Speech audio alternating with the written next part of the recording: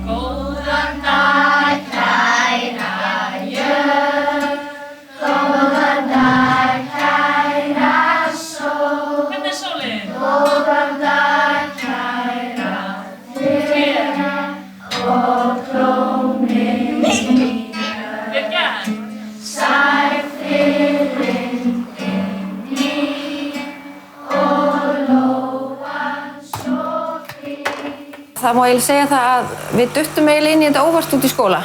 Það var þannig að 2007 þá kom Páll Líndal að máli við sveitarstjórann sem var hérna þá og fór að segja honum frá þessari nýju hreyfingu, Titthagslóð-hreyfingunni, og honum fannst Djúpivogur svona vera kjörinn í það að vera Titthagslóð bær.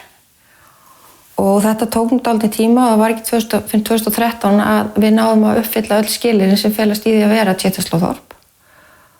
Og ég var skólastjóri í grunnskólanum og leikskólanum og áramótin 2015-16 þá kom oddvitinn að máli við mig og spurði hvort að við þyrftum ekki innleiða þetta líka í skólana. Og okkur fannst það náttúrulega alveg kjörið og settum í rauninni allt á fullt og við vissum í rauninni ekkert hvað við vorum að fara að gera. Við fluttum á Djúpivogur 2015, haustið, og þá var þetta Djúpivogur Sitthagslóð. En innleiðingin í grunnskólan hófst held ég eitthvað seinna, það var held ég einmitt haustið 2016 eða eitthvað. Af því að það var svona formlega fyrsta sem við gerðum, við fórum til Ítalíu þarna í janúar 2017. En þá sem sagt, það var fyrsta ferðin okkar til Orvieto og þá vorum við fyrst að kynnast einhverjum öðrum sem að voru í svipar stöðu. Að gera svipar hluti og vissum í rauninni ofsalega lítið.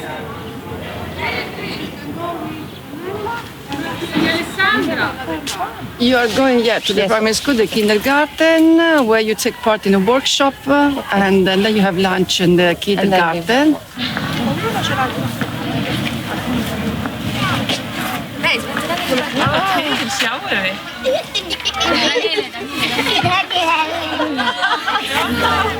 Welcome to our school, where Italy and Iceland meet. Thanks to Titthagslóð Erasmus project.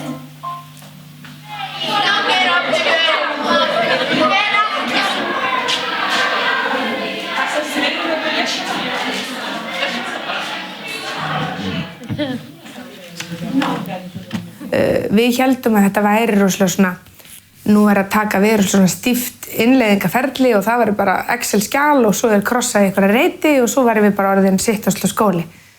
Ég allavega komst að því og ég held einhverju fleiri. Við höfum verið að hugsa þetta svolítið rangt frá upphafi og ég var svo föst í því eins og ég var búin að segja við ykkur og við vorum búin að sitja með viðmiðin og haka í hvar við værum búin að, hvað við værum búin með, hvað við værum einhvers staðar áleiðis og hvað við ættum eftir. Þetta er vinna sem við þurfum ekki að fara í. Og það er vegna þess að þegar Djúpavogshreppur varð aðilar Titthagslóðs 2013 og þá sjálfkrafa urðu alla stofnanir sveitarfélagsins líka Titthagslóð. Þannig að við erum búin að vera Titthagslóð skóli síðan 2013. Við bara vissum það ekki. Þannig að ef ég ætti að segja í stuttumáli hvað Titthagslóð er, þá er það að bæta lífsgæði fólks. Og það gerum við með því að ígrunda það sem við gerum. Ég myndi segja virðing, fjölbreytileiki, sjálfbærni. Ég held að þessi 3 hugtök ná yfir rosalega margt. Og eins og með virðinguna þá snýst þetta að bera virðingu fyrir sjálfum sér og öðrum.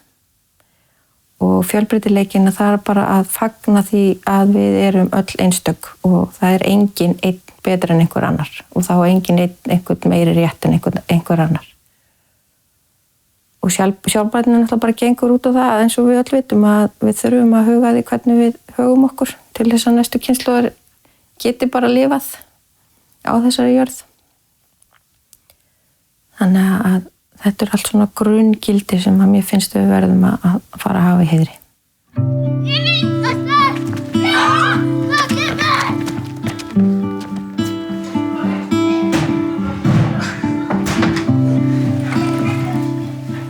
Sittastló svona að við nýtum hlutina alveg bara þangað til öðru. Maður getur ekki nýtt á lengur, skilur. Við fyrir vel með bæinn, við fyrir reglulega bara í tímum, skilur, ef það náttúrufræði tími eða íslensku tími, þá fyrir við bara og löpum og spjallum og tínum rusl. Við flokkum, við erum að selja nota hluti. Já, náttúrulega líka bara, kennarinn sem kennt þetta fyrir okkur sagði að það væri bara að taka hlutinum rólega og ekki vera að hrífa sig í gegnum allt. Og þetta heitir náttúrulega Sittastló sem þýðir bara rólega eða rólega bæri eða eitthvað.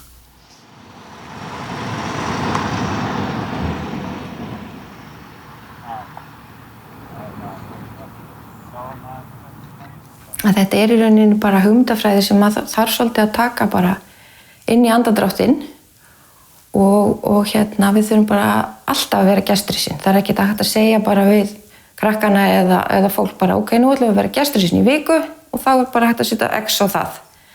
Heldur þetta bara ný gildi og svona sem við þurfum að tilengja okkur. En ætlum við ekki á okkur fund? Ég held að Mikael veit ekkert hvað við ætlum að gera. Við ætlum að fara á sniglafund. Ætlum við að fara á sniglafund? Hvað ætlum við að gera, manstu, Pétur? Smá. Við ætlum að fara á fund. Og hvað gerir maður á fundi? Talar eitthvað. Talar og hlustar. En á morgun Mikael, þá ætlum við að fara á fund og alveg eins og Brea sagði við ætlum að hitta mann sem heitir Páll. Já. Og hann þekkir rosalega mikið Snigla. Snigla. Þetta þessi sniglafræðingur. Já, Sittastló. Sittastló, það ekki? Og við höfum verið ótrúlega heppin hér, í þessu litla samfélagi þá eru 110 börn 16 ára yngri.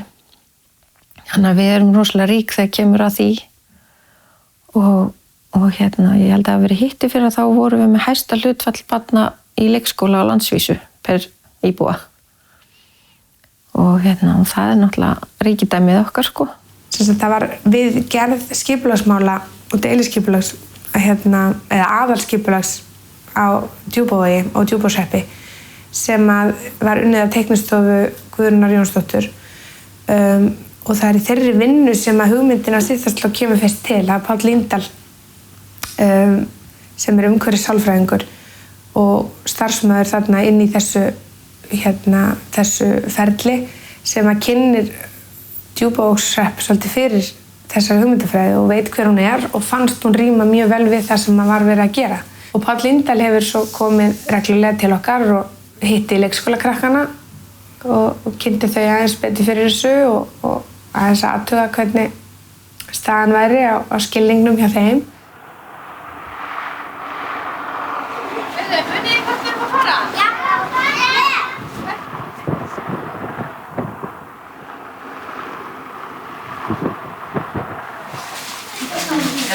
Ég heiti Ásdís. Eru þetta krakkarnir í 3. bekk í grunnskólanum? Nei. Öðrum bekk í grunnskólanum? Nei. Við erum ennþá í leikskólanum. Er þið í leikskólanum? Við erum á svona. Við erum það. Þau voru Sniglasérfræðingur.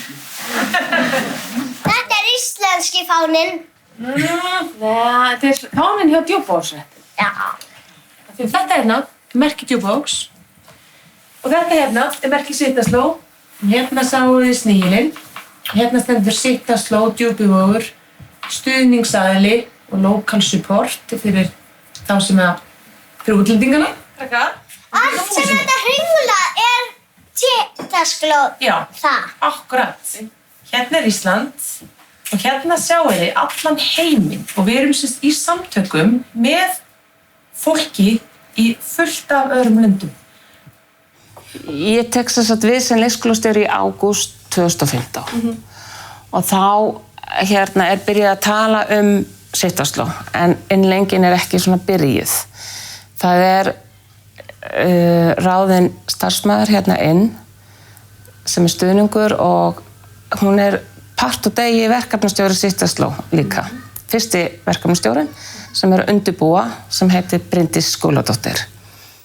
Við sem sagt gerðum svona hugarkort sem að var eiginlega að hugsa til þess að við myndum fá bara að finna og fatta hvernig Sittaskló væri sjálf. Þannig að við byrjuðum á því að nota rauða litinn og spurðum krakkana hvað þeir vissu Sittaskló og þau sem sagt sögðu að það væri snígill eða sniglar og færi hægt og að þau ætti að labba gangstéttum og göngustígum. Síðan fórum við að hittum Pál og fórum aðeins að læra meira um þetta verkefni og þá kom þessi svarti litur sem að segjum að kom í ljós að þau þurfti ekki bara að fara hægt heldur máttu þau líka hlaupa og þau máttu fara hratt og snigillinn væri appelsínugulur og það verið með mörg hús á bakinu þá náttúrulega lærðu þau þetta merki.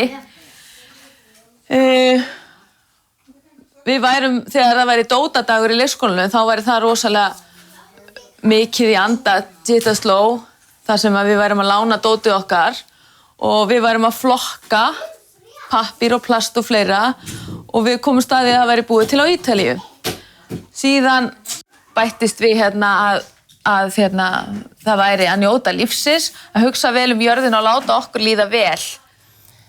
Og upp úr því förum við svona að kíkja hér hvað við þurfum að gera til þess að geta orðið Sittaskló í leikskólanum. Við erum grænfánaskóli þarna og eins og í dag og þannig að grænfáni og Sittaskló er náttúrulega bara haldist í hendur sko. Þetta passar svo vel við hvort annað og passar svo vel við líka aðalnámskrá leikskóla þar sem er talað sjálfbærni og lýðheilsu og líðan og jafnrétti sem er náttúrulega bara Sittaskló. Í leikskólanum finnst mér svo yndislegt og sérstakt hvernig krakkarnir eru kornung geta byrjað alveg einsárs og alveg bara frá þeim tíma læra þau að flokka og þau eru með í því og læra þetta eins snigilinn og Sittaskló og þannig sem er kannski svolítið flókið fyrir þau svona lítil en bara það að vita að rusl er ekki bara eitthvað sem fyrir einhverja tunnu og ekkert meir heldur hvað gerist svo. Eitthvað sem ég lærði alveg vandræðilega mikið eftir 20 og þau eru þarna pínu lítil að fá að setja í réttu tunnurnar og fylgja því eftir. Má fara hratt í Sittaskló eða ekki?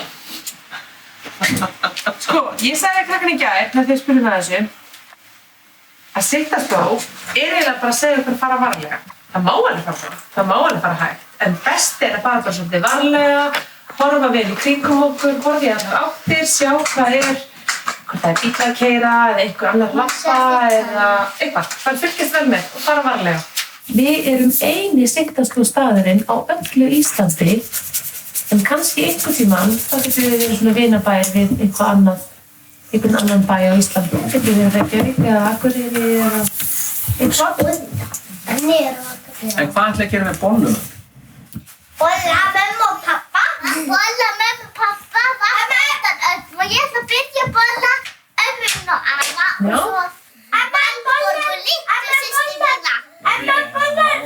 Og mikið, þá fær maður kannski 10 bollur. Heppin, það eru svo góðar. En svo bjuggum við til bollunendin úr hverju? Pappír. Og svo vorum við að flokka pappírinn og setjum hann í réttan flokk af því að við erum að passa umhverfið. Já, og við erum líka að læra rusl. Já. Það er hluta Sittaskló. Í Sittaskló. Má blanda saman plastur og plasti? Má setja sama kassa? Ekki? Nei, ok. Já. Það bara blandar fyrir ruslabíli sem kemur þarna. Já, ok. Eins og Antek frá Póllandi, Gabriel frá Honduras, Póllandi, Honduras og hér frá Ungverjalandi, svo Martin frá og Marion frá Filippseyjum, Mark frá Filippseyjum, svo Kuba frá Póllandi, Fabian frá Póllandi og svo ég líka frá Póllandi. Ef það myndi bara vera foreldrar sem krakkar í skólanum sem eiga foreldra sem fæddust hér, þá myndi bara vera 6 börn og 3 kennarar.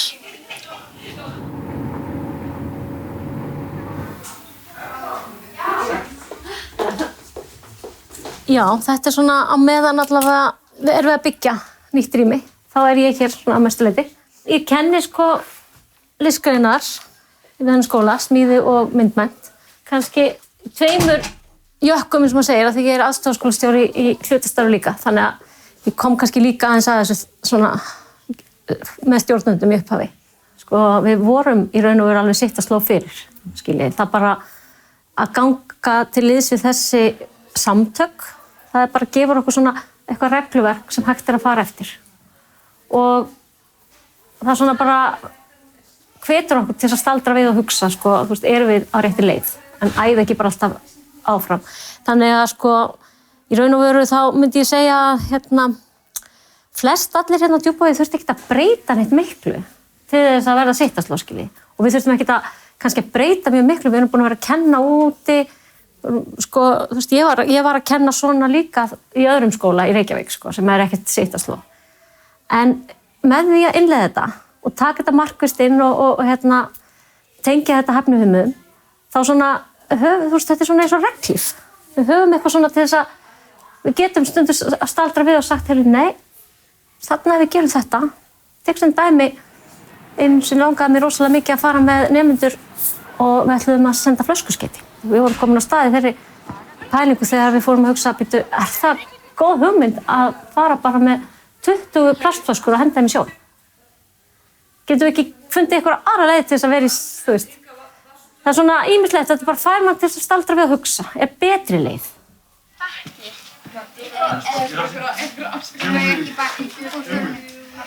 Í þessum fjöru fundum við bara allt þetta í henni 1 fjöru. Bara í Djúpavogsfjörunni fyrir neðan.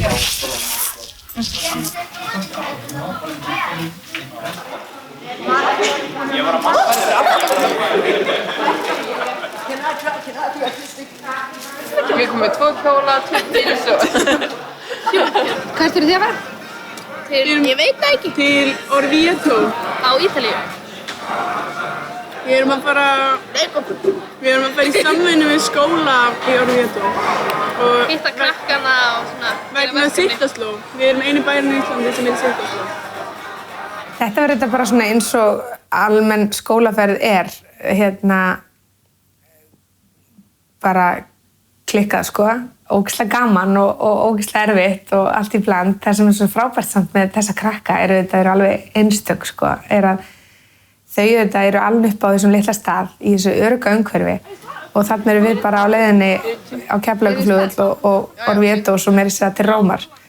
Og þau lærðu rosalega margt á þessari ferð og sýndu það bara hvað þau eru góð í gegn, og fengu líka bara fullt af pizza og pasta og þá voru allir kátir, Það var svolítið gaman að því. Þau kunna gesturistinn með þarna og við það er svolítið fyndið að fyrsta sem allir hugsuðu bæði þegar við fórum sem kennararnir, það var tekið þvílíkt vel á móti okkur og þegar krakkarnir komu, að þá fór maður strax að hugsa hvernig eigum við að toppa þetta, en svo áttu okkur að því að þetta ekki keppni. En krakkarnir sögðu það nú sjálf bara að þau upplifðu þessu svolítið eins og þau væru eitthvað íþróttahetjur. Mér finnst þessu sem land. Af því að þau mættu þarna, þau voru litlum böss og út og það var bara allur skólinn út á plani búinn að handteikna ykkur á fána, æfa ykkur söngatriði og spiluðu á flautur. og þetta var algjörlega trillt. Þau auðvitað vissu ekkert hvernig þetta haga sér, eðlilega. Svo haldin ræða og ég held nú að þetta væri nú, þú veist, almálið. Og heldur ræðu, þau búin að æfa sig að taka mót okkur og bjóða okkur velkomin. Welcome, Ísak. Og þá hefst bara eitthvað svona serimónía þar sem að þau nafngreina alla krakkana og svo átti hann bara að ganga og taka móti gjöf og þá auðvitað fór ég að háskæla. Ég reyna að halda á myndavélinni eitthvað og ekki nóg með það og svo bara stóð allir upp og þá byrjaði að dansa og syngja ítalska Eurovision-lagið.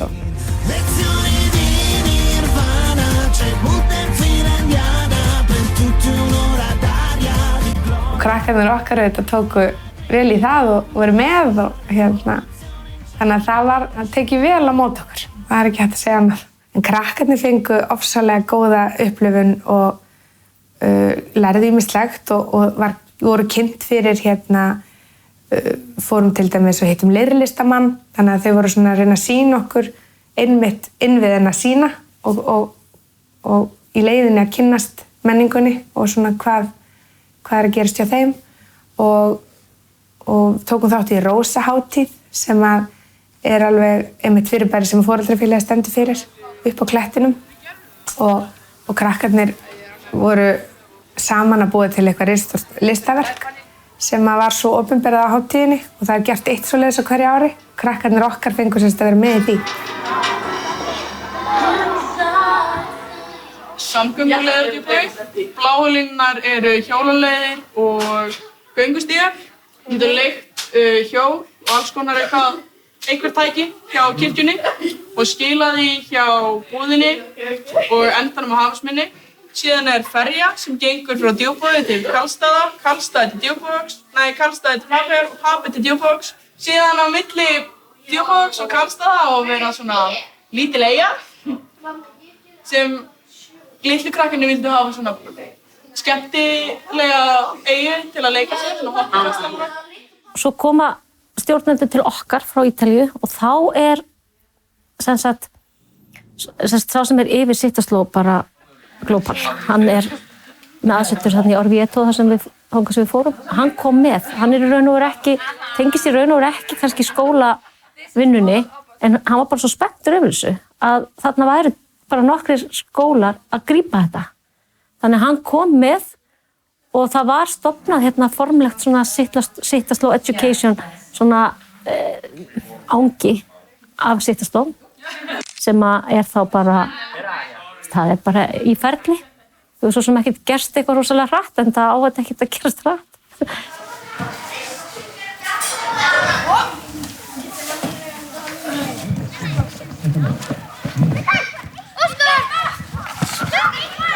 Ég var kennari hérna fyrir árum og kom svo inn í þetta starf núna í haust og tek þá við þessari góðu arfleið fyrirverandi skólastjóra og þá í því hlutverki að halda áfram að innleiða Sittaslow inn í skólastarfið. Við höfum ekki gert stóra breytingar á innihaldi náms. Nú þegar, og hefur verið síðust árin, að það er alveg prjónað inn í námsgreinar ákveðin svona gildi Sittaslow hugmyndafræðinnar og þannig að við höfum alveg verið að vinna eftir þessu en núna erum við að taka svolítið skýrari skref. Við erum að taka alla okkar skólanámskrá og við erum að taka viðmiðin sem fylgja Sittaslow hugmyndafræðinni og við erum að prjóna þau alveg inn í námskrána. Þannig að það verður mjög skýrt með hvað hætti við vinnum með Sittaslow hugmyndafræðina og áherslur inn í hverjum árgangi fyrir sig, til dæmis. Og svo höfum við tekið þau skref innandyra bara varðandi skipulagið að starfsfólk hér hefur svigrúm til þess að taka sér time out á lélegri íslensku, ég veit ekki hvað ég að segja, taka sér hlé taka sér hlé frá vinnu og fara út og ganga eða fara út í íþróttahús og hreyfa sig. Þetta er leyfilegt á vinnutíma upp að vissu marki og við erum líka innlega það að við byrjum alla fundi sem við erum saman á slökun. Þannig að við svona kjörnum okkur svolítið saman áður en við förum inn í fundarstörf.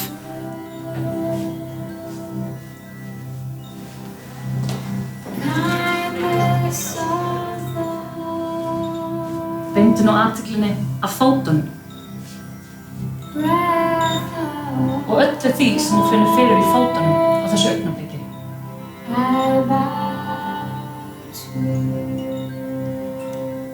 Finndu fyrir tánum, hælum og öllu því sem fæturnir eru í snertingu við á þessu augnabliki.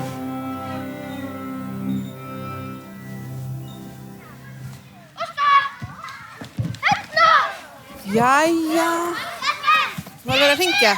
Rólega bara, flott. Takk fyrir. Ég geri þetta bara reglulega og bæði til þess að vera sýnileg og til þess að kynnast krökkunum líka. Þetta, maður byggir upp svolítið traust líka með því að mæta svo þið. Fyrst í haust, þá mætti ég í skólann, skildi tölvuna eftir inni og labbaði upp og ég á svona hugleiðslu stað þannig hinum megin. Og byrja bara daginn þar og bara sólinn kemur upp, þetta er hrikalega rómantískt en þetta er svona ég sit þarna, sólinn kemur upp og maður bara andar að sér heiminum í svona 10 mínútur og þá er bara alveg sama hvað gerist yfir daginn maður er bara jartengtur og líður vel. Við erum að æfa okkur að anda og slaka á og svona horfa inn á við og ég held að smátt þá muni það skila sér bara svona inn í rólegra andrúmsloft í skólastarfinu. Og þegar við náum svolítið góðum tökum á þessu sem einstaklingar þá getum við farið að kenna krökkunum. Þau eru mjög móttækileg og þannig að ég er hrikalega bjartsýn. Það verður æðislegt og er æðislegt. Og við nýtum okkur klettana svolítið og í kennslu og náttúrulega meira kannski á haustina með það ennþá í gróður og svo á vorin aftur og hér eru litlar tjarnir inn á milli. Og skógur, það er aðeins vísir skógur, það myndir nú enginn segja skógur aðrir en við Djúpavogi, þetta er trjálundur en þetta er eitthvað sem við höfum plantað og munum og nýtum í náttúrufræðikennslu og svona. Og þarna langar okkur svolítið að bæta við svæðis að það sem við getum kallað svona úti kennslusvæði. Þetta er bara svona drauma skólalóðin sem okkur langar að við erum með körfuboltavöll upp á þaki og við erum með aðbólu sem okkur langar að mikið að fá og síðan erum við með veg bara fyrir svona kassabíla eða ef þú kemur að hjóla í skólan þá getur bara að hjóla um á veginum eða eitthvað og síðan er bara rosa mikið leikfengum sem okkur langar að fá eins og þetta og eitthvað. Já, síðan erum við líka að rækta grænmeti í gróðurhúsi með grænmeti og síðan er bara hægt að setjast hérna og bara borða grænmeti eða spjalla eða spila og já. Og síðan hérna hinum megin, það er svona myndmenntarsvæði, svona ef maður vill mála eða eitthvað þannig. Þannig já. Við erum nokkrar sem hittumst, bæði við og svo er eldriborgarastarfi líka sem hittist. Saumar poka úr afgangsefnum, við fáum mikið úr Rauða krossinum. Tökum við efni, gardínur og rúmföt, saumum poka. Og það eru pokar niður í búð og bara þar sem það kemur saman. Og fær lánað, þannig að þú ert ekki með plastpoka. Svo bara ferðu með pokan og skilar honum aftur og þú ert búin að nota hann. Í heimilisfræðinni þá lætur hún þau búa til poka undir það sem þau fara með heim úr blöðum, pappír, bara límir saman eða heftar. Þannig að þau eru aldrei með plastpoka. Við erum að reyna að nýta allt sem við getum nýtt. Við erum svolítið mikið í því að reyna að nýta það sem við getum. Ég er að kenna texti og við til dæmis notum gall. Afganga, það sem við klippum af efnum og fyllum það, setjum það inn í púðuna og dísum og við gerum svona.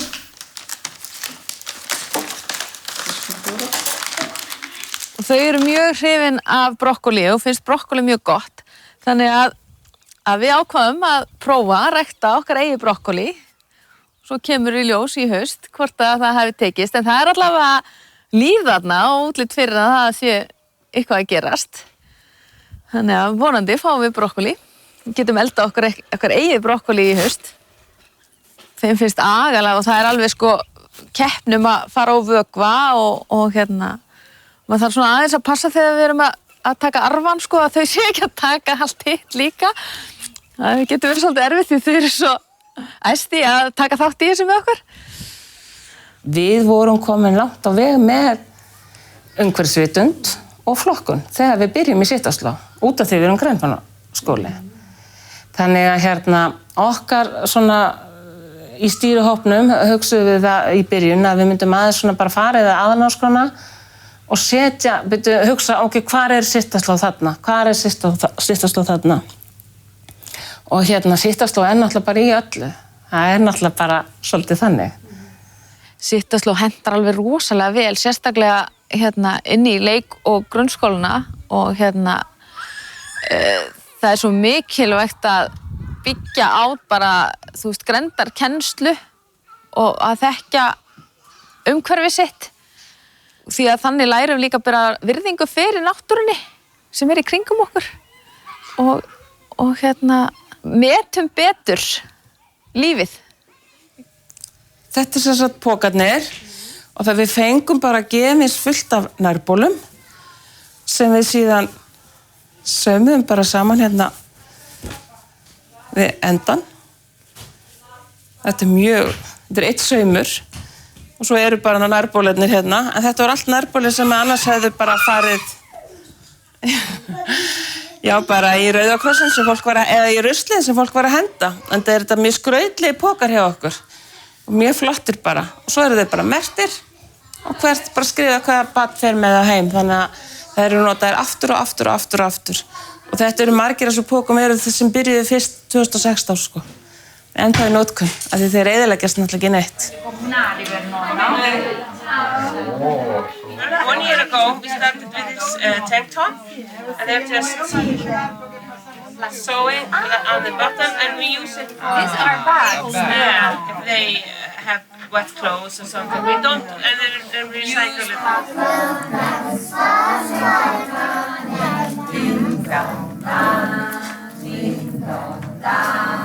Þau sungu á ítölsku.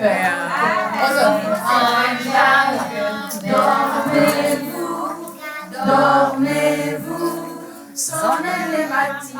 Þá var bara matur úr héraði í matinn og við sem sagt buðum í hádegismat og við gáðum Beru sem er tröllkonan og þau fengu sem sagt hana með sér í skólan út og svo gáðum þeim hádegismat.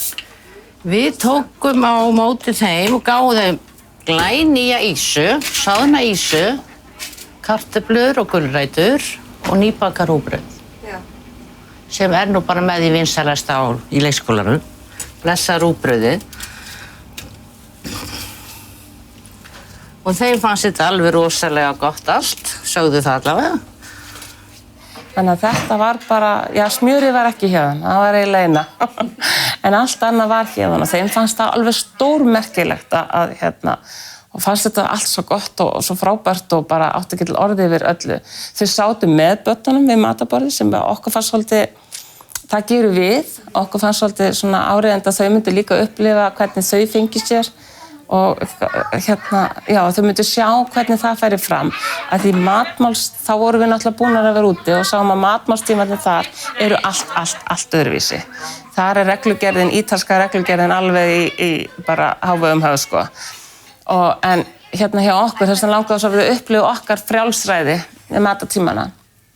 Hvernig bara niður í 3 ára þau skammta sér sjálfa diskinn og bara eru sjálfa að reyna að skera niður og gera allt sjálf og þau voru alveg, fannst þetta alveg frábært og ég held að þau hafi upplifað þetta sem mjög skemmtilega stund sko. Skemmtilegan matatíma með börnunum. Það sem að okkur fannst sko, við vera svo rosalega upptekin af, að við værum ekki að gera nóg, en þegar við fórum til Ítalíu þá tók ég alveg eftir að við vorum bara að gera fullt. Maður bara áttaði sig ekkert á því að við höfum bara alltaf verið að gera þetta. Og að við ættum bara aðeins að draga djúpt andan og taka því rólega því við værum hvort að gera þessa hluti. Við erum að fara í gönguferði, við erum leggjum mjög mikið upp úr bara að gera sjálf og vinna sjálf, nýta hluti, rækta hluti, okkur þykir rosalega vænt menningun okkar, sögun okkar. Krakkarnir, sko, ég veit ekki hvernig þið upplifið að þau komið hingað hvort að krakkarnir séu óbúslega meðvitum að þau séu sýktasló.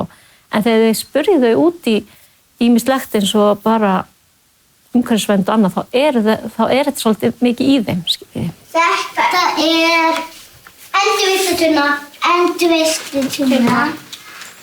Að maður á að flokka ruslið og setja það á sinn stað. Svo setjum við það ekki út í náttúruna. Það er ekki gott, vegna þess að þá er jörðin okkur ekki hrein og fín. Við reynum að klára eiginlega allan mat, en ef við klárum hann ekki, þá spurgum við. Já, nei, þá spurgum við hvern vilt þú eiga matinn? Nei, við spyrjum konuna hvort við megum leyfa. Já. Og hún segir eiginlega alltaf nema við reynum að klára. En ef að maginn okkar er bara springitætlur, þá bara hættum við að borða.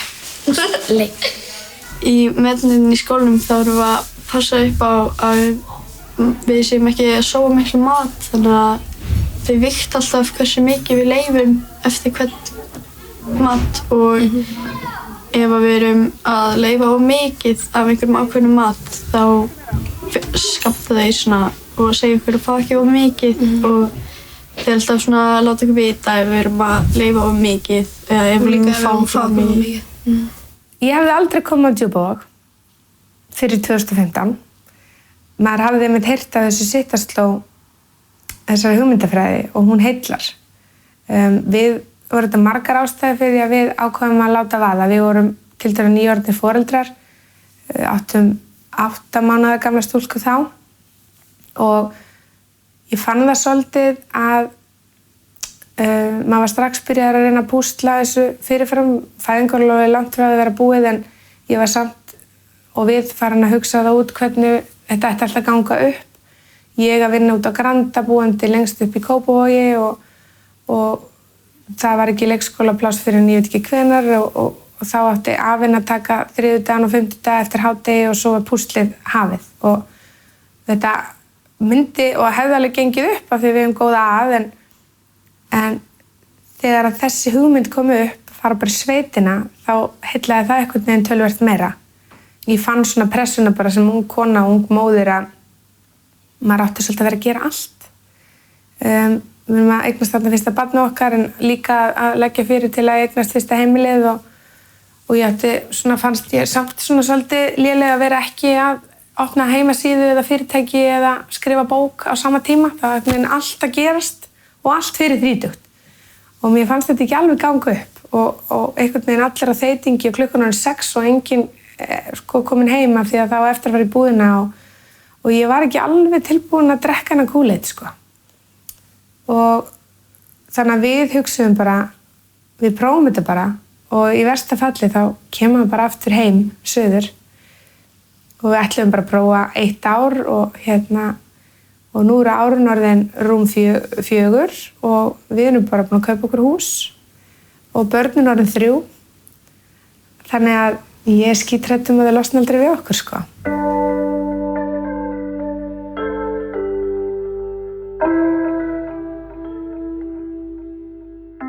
Einu sinni þegar ég var að koma heim þá var annar strákurinn minn sennilega svona 11 ára. Hann og vinur hans voru með mér í bílnum og stelpa mín 3-4 ára. Og þau voru öll eitthvað svo glöð og strákarnir eitthvað hlæjandi og Hlíf mín bara að vera lítil 3 ára stelpa og svo komum við heim og þeir voru svangir og hún biður mig að koma með sér út að labba með hundinn. Og ég sagði nei, Hlíf mín, ég þarf að fara inn og ég á eftir að vinna meira og þú veist eitthvað svona og hún alveg suðaði og ég sagði með mig ok, jú, ég ætla að fara. Þannig að við fórum og náðum í hundinn og hann var þvílíkt glaður og við löpum upp fyrir húsið og hausinn á mér var ennþá bara ég glemdi að senda póstinn og ég átti eftir að þetta og hvernig ætli ég geti hún gert hitt og þetta og hún eitthvað skottast að undan mér og segir svo mamma, þú ert að koma að gera eins og ég? Já, ok, segi ég og hún finnur einhverja spýtu og eitthvað að leika við hundinn og ég lufsast þarna á eftir þeim og svo allt í einu stoppar hún og stendur svona fyrir fram mig og horfir á mig og segir mamma, stattu kyrr, lokaðu augunum og andaðu. og ég bara svona fraus og gerði eins og krakkinn sagði, lokaði bara augunum og þú veist það bara svona lag af mér stressið. Svo allt í einu fann ég, við stóðum svona með lokaði augun og setti hún hendina í lófan á mér og svo stóðum bara þarna og svo bara tárin að renna niður kinnarnar á mér. Og fyrir mig, hvaða rugl þetta? Hvert ég komin? Það var sérst hérna sem við Hlíf vorum að labba og hún sagði mér standa kjur og anda. Það var akkurat hér.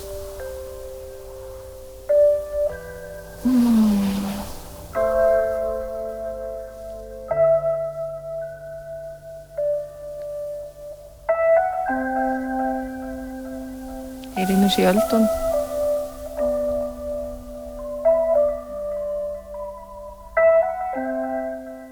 Og það alveg sko fólk sem hefur valið að koma hingað af því við erum Sittaslow, af því þá þess að búin til vettvangur hér til þess að sinna því sem að Sittaslow stendur fyrir, eins og til dæmis þessum slow food pælingum. Við erum að reyna að fá þessu kistu til að hér alltaf við fullt af steikum sko. Svo erum við með hérna grafna gæs. Árni, viltu ekki taka út af þessu? Eru þið búnar? Já, það eru farnar út. Við leyfum bara að fara út eða gott veður, sko. Þegar þeir eru búin að éta, þá fara þeir bara út. Svo erum við bara með nokkra hænur hérna, strákar. Við verðum bara þá sjálf bara á egg. Við erum nokkra landnámshænur. Þá fóðum við eitthvað, við erum að fá okkur 7-8 egg á dag. Og bara verið að gefa þetta, það alltaf mikið. Þessi egg eru minni, það að því þetta eru yngri hænur sem við fengum núna í sumar, snemmi í haust. Þetta frá þessum sem eru rúmlega áskamlar.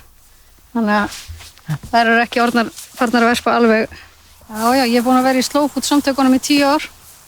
Þannig ég þekki vel til hugmyndafræði slow food. Þannig að þegar við vorum búin að ákveða að kaupa jörð hérna og ég heyrði að þetta verið Sittaslow bær, þá var þetta náttúrulega bara engin spurning að ákvörðinu var rétt, sko. Þetta eini í Sittaslow bærin. Því hugmyndin líka að nota þá skilur við, við þurfum kannski ekki að gera allt sjálf, sko, en það er að skipta við hinna, bæina og samfélagi hérna í kring. Eins og ég sé, nýta tækin frá öðrum. Við verðum aldrei kannski með eitthvað stóran búskap. En það þá engin ástæði við eigum öll tæki og tól til að gera rúllur eða hvað það skilur. Þetta bara fá þetta hérna hjá nágrönnunum. En slow food bara hreinn, sanngjarn, heilnæmur matur, þar sem er verið að einblína á staðbundin hráefni og matarhefðir og vernda það í staði fyrir að stórfyrirtækin taki yfir og séu með einsleita framleiðslu af matvælum sem eru svona bara alþjóðleg og hafa ekki svæðisbundin uppruna og bragð. Allir bananar orðnir eins og bragðið, allar gulrætur orðnir eins á sama litin. Þetta er orðin svo mikil einræktun eða sem sagt fjölbreytileikinn er orðin svo lítill í því sem við borðum. Já, slow food samtökin náttúrulega Sittaslow er bara verkefni innan vegum slow food samtakana þar sem það á við bæjarfélög. Þú veist, annars sem er bara heildar hugmyndafræðina og svo Sittaslow verkefni eða svona vottun sem að samfélög geta fengið. Já, Týra minn, þú ert búin að fá fullt að borða núna og kannski gefa það smá vatn. Við nýtum slögin fyrir hundana, slögin af kindunum. Sko, það alltaf fiskur 2 í viku, alltaf soðinn fiskur á þriðjudögum og annarkvort fiskréttur eða steiktur fiskur á 50 dögum. Og svo reynum við að hafa kjöt 2 í viku og svona eitthvað léttmeti 1 sinni í viku. Og það yfirleitt á mánudögum.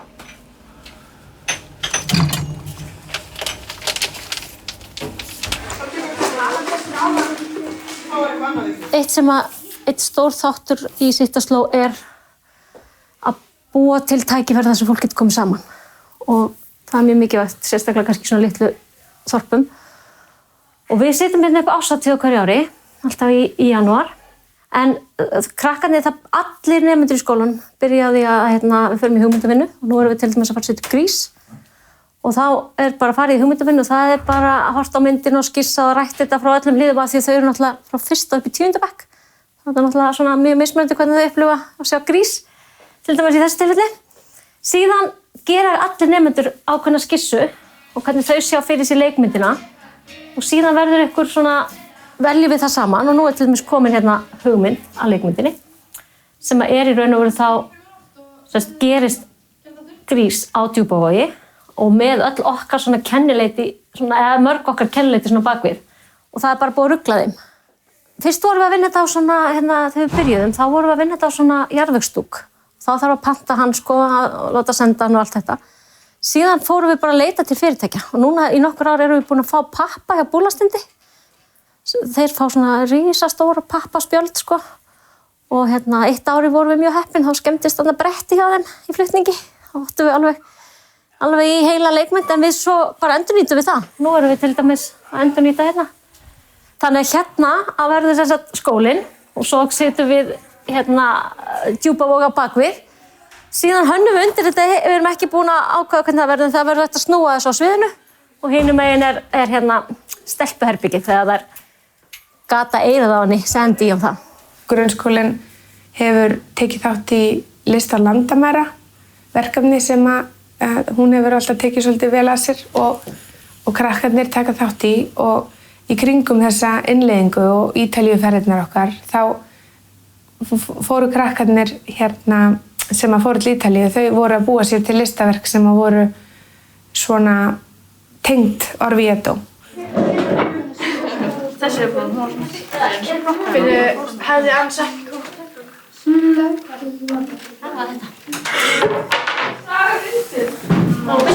Já, þetta náttúrulega allt það sem við erum að gera verkefni Djúpo og Ítalíu, eða Djúpo og Orvieto.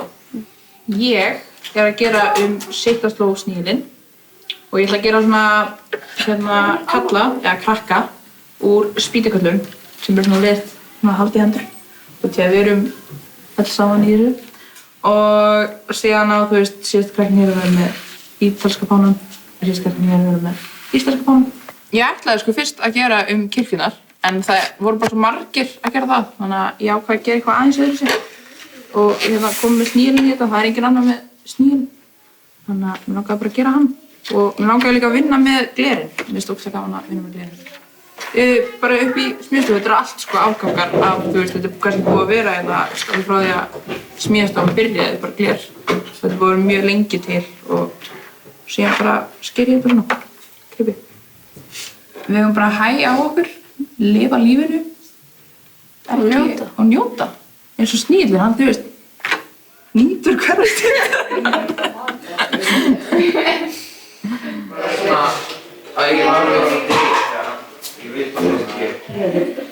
Þurskur. Það er líka krís.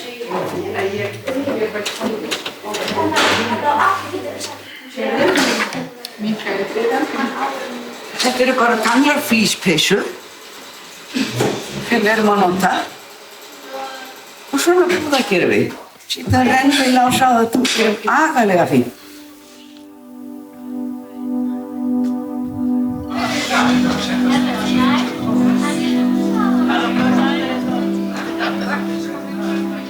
Lista landamæra er listahátíð með áherslu á fjölbreytileika mannlífsins. Allir sem vilja geta tekið þátt. Á hátíðinni vinnur listafólk saman að alls konar list með frábæri útkomi. Það leiðir til fjölbreyttara samfélags og aukinn skilnings manna á milli. Lista landamæra var stofnað árið 2003 á Evrópuári fatlaðra og hefur verið haldin árlega síðan. Hátíðin hefur breyst og þróast ár frá ári og fleiri eru að vera meðvitaðir gildi hennar í listalífinu. Bæði þátttakendur og njótendur. Hátíðin hefur stuðlað að samvinnu við listasöfn, starfandi listafólk, leikhópa, tónlistafólk og fleiri. Með því að skapa vettvang, skapar maður tækifæri. Leiðir opnast, jafnvel inn á nýjar brautir og með því að kynna saman hópa og einstaklinga opnast alltaf fleiri og fleiri dyr og tækifæri. Lista landamæra er hátíð margbreytni og tækifæra og fyrir alla sama hvar á landinu þeir eru staddir. Ég held að pælingin hjá honum Pier Giorgio, framkvæmdastjóra Alheimssamtakanna, hafi svolítið verið svo að við þurfum að kenna börnunum okkar. Það er erfitt að kenna gömlum hundi að sitja og það á svolítið bara við okkur fólki líka að við sjáum það bara hvað unga fólki í dag að koma sterkt inn og vill breytingar. Og hann áttaði sig alveg á því að við værum í okkar skóla að gera góða hluti og sá strax að við vorum búin lengi að vera að vinna með svona áttagafræði og alls konar svoleiðis pælingar, þannig að við í rauninni tikkuðum inn í mjög margt sem Sitthvangsslóð og þurftum ekkert að breyta mjög miklu. Þannig að ég held sko að þegar við verðum búin að þessi börn sem eru núna að alast upp og þau útskrifast, þau fara heim, kenna sínum foreldrum, svo verða þau stjórnendur, þau eru fara að taka við, þá held ég að við náum svolítið að koma þessu bara í andadráttinn, eins og ég hef sagt. Adesso vi facciamo vedere, prima di passare la parola a loro, Hello everyone, my name is Isak and this is Fanny. We are part of this group of kids from Iceland, Djúpivogur, that is one of the oldest towns in Iceland. Our town Djúpivogur is a small fishing village in the countryside and our population is just over 400 people. Djúpivogur is the only town in Iceland that is part of the Sitthvangsslóð organization, and it's taken us some time to realize what Sitthvangsslóð is really about and what it really means. We know that we belong to this amazing Sitthvangsslóð family. We put our nature in first place, recycling is important to us, and we live in the now, enjoying every moment. Our collaboration with Orvieto and the fantastic people here, the schools and the incredible families has made this possible. We have felt like home from the very first time we all met. Except for all the sun, the amazing pizza and the heat, this really feels like home. Everyone has gone out of their way to make us feel comfortable, feel safe and welcome. This is exactly what Sitthvangsslóð is all about. Your hospitality is first and foremost what touches our hearts. We can learn from this, we can take this home with us and share this with our Sitthvangsslóð culture. Thank you for taking us in, thank you for showing us the true Sitthvangsslóð spirit, and thank you for being our friends. Thank you.